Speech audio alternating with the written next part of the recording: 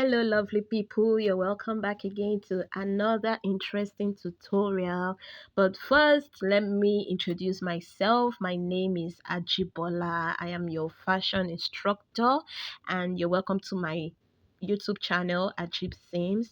To my new subscribers, I see you guys. I really appreciate. Thank you so much for obeying the clarion call and joining this beautiful family. And to my OGs, thank you so much for sticking by and going along with me on this journey. So let's talk about this dress. This dress is a normal basic body dress with darts at the front and also at the back. It has cap sleeve too, but this cap sleeve is cut all together with the dress. It's not cut separately, and it has this lace detail at the bottom. So let's go straight into the tutorial.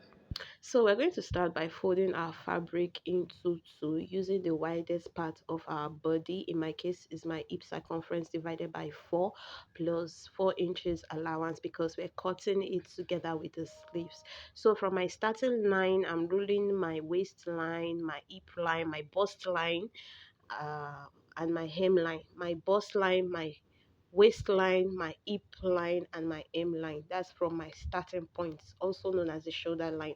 So from that shoulder line, I'll be putting in my shoulder measurement divided by 2 there, and I'm going to mark the point.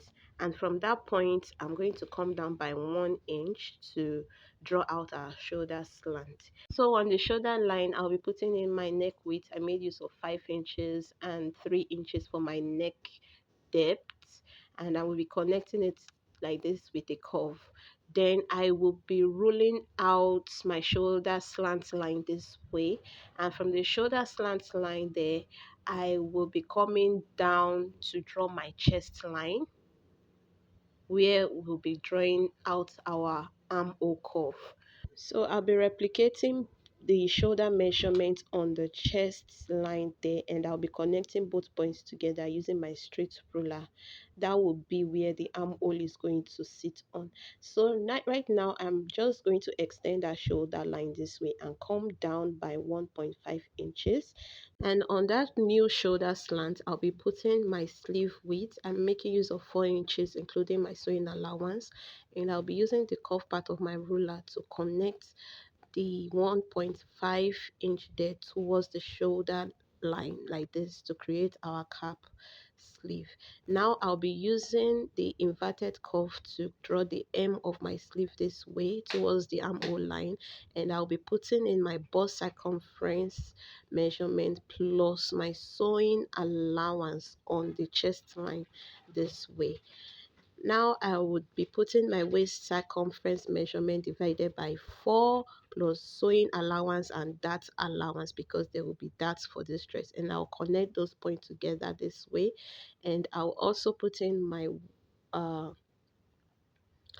hip circumference measurement there this way, and I'll be connecting it like this.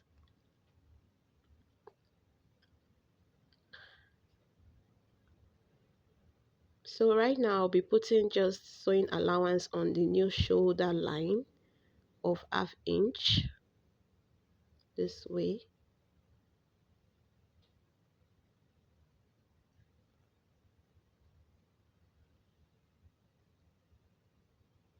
And from on that chest line, I will be putting in my armhole curve to join the hem of my sleeve this way.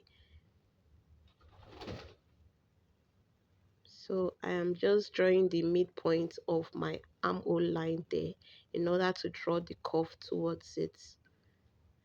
And I will be going upward by ½ inch on the armhole curve because this sleeve is actually, it's like an half sleeve, so I do not want my bust to be exposing or my armpit to be too exposing. That's why I came up by ½ inch on that armhole curve.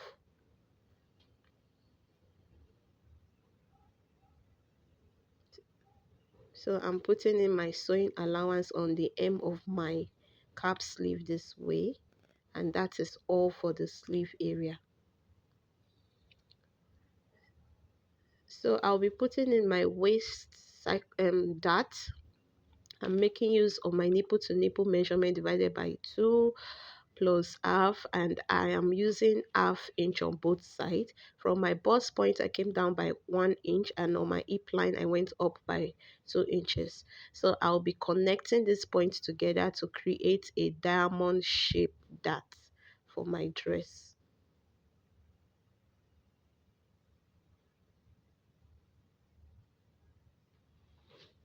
So I'm just measuring what I have for the upper dart and what I have for the lower dart. So after doing that, I will be putting my back neckline depth on this pattern because we'll be using the front pattern to cut out the back.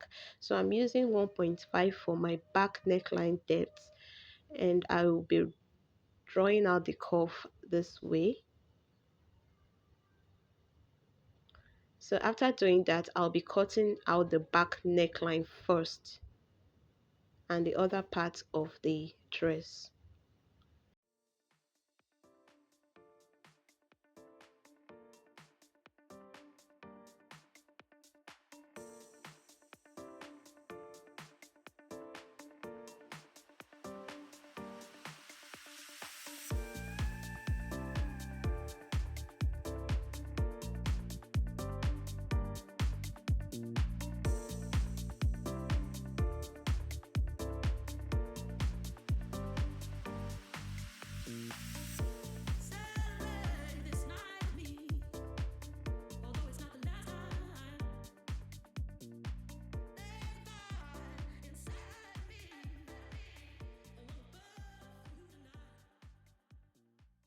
So this is the other part of my fabric for the back pattern, and I've gone ahead to iron out the zipper allowance, as you can see me here, and you can see me folding it in.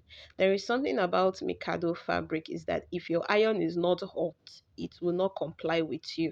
So I ironed this fabric, I ironed it like as if there is no tomorrow. But anyways, let's continue. So I will be aligning both fabric together this way so that I can be able to roll out my waistline, my hips line, and my bust line or chest line. Yeah, because the back does not have a bust line.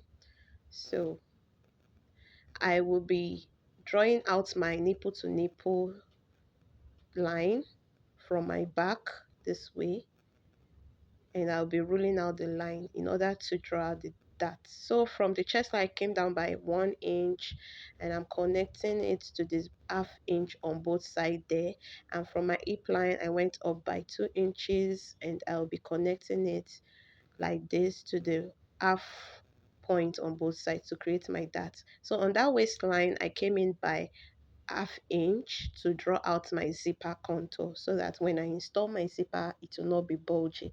So I'm just measuring what I have as my dart there for the back so that when I'm replicating it on the other side I would be accurate. So right now I'm just going to align my front on my back pattern this way, and I'll be folding in the zipper allowance. I'm using my pin to secure it. So I'll be cutting out the shoulder on it, the back neckline. I'll be cutting it out this way, as well as the armhole with the cap sleeve like this.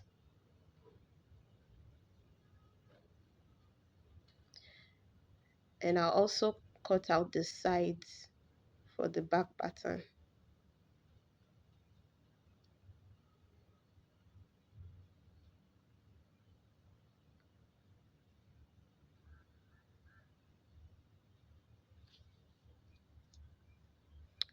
So I'm going to be cutting out the back, the zipper contour this way, and I'll be slitting the fold open for the back. So guys, do not forget to cut out the original front neckline out, and we are done with the cutting. It's time to sew. What you see me do here is to replicate the darts on one side that we mark on the other side that we've not marked. So I'm using my pin to puncture all those places and my chalk to mark it out so that I can be able to draw it out accurately. And I have my dart on the other side. So I'm going to go to my machine. I'm pinning my dart in place so that I can be able to sew it out neatly and perfectly.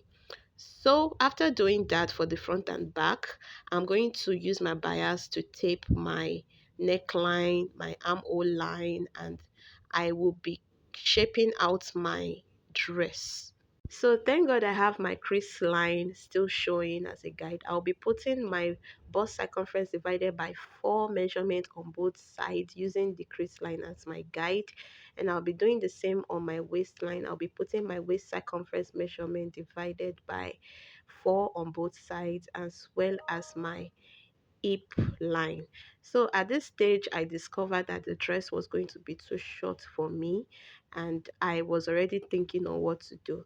That was the point I decided to go back to my stash to look for that pieces of lace, which you're going to see later on. So I went ahead to join the sides of my dress together, and here is the lace that I was talking about. I've already joined the one side to the hem of my dress, and I'll be using the remaining piece of fabric to join the end. But I discovered that it was too wide and too revealing, in the sense that this particular kind of lace had too big spaces in between, and I didn't like it. So what I did was to use a uh the same color of tulle net that I also have to layer it before joining it finally with the Mikado piece. So after joining the Mikado, I hemmed the dress, I installed my zipper to it, and also a slit at the back, and this is the final look. And I gave it a good press afterwards. I couldn't fix my mannequin, so I decided to take the pictures this way, and I also made use of my AI to bring it to life. And guys, if you enjoyed this video, you gained value, do not forget to like, subscribe. Guys, it is free to do it. And see you on my next video. Bye. Have a lovely day.